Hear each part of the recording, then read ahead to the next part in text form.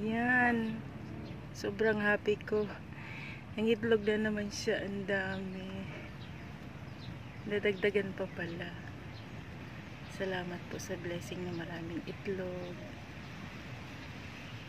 Binigyan na naman niya ako ng maraming itlog.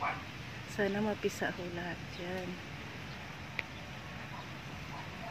Dito niya talaga gustong mangitlog sa lugar na to.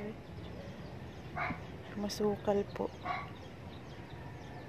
Gustong gusto niya ditong mangitlog lagi. Sa lugar na to.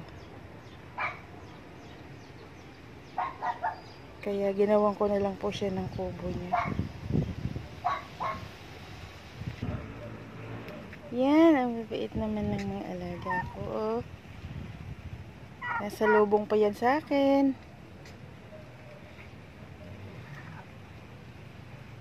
Nasa lubong pa yan, mga alaga kong mababait.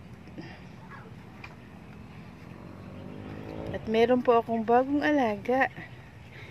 Si Kimberly. Dalaga na yan. Malapit na ako magkakaapo. Yan ang dalaga na yan. May boyfriend na siya. Yung beautiful kong Kimberly. Ang palangga ko.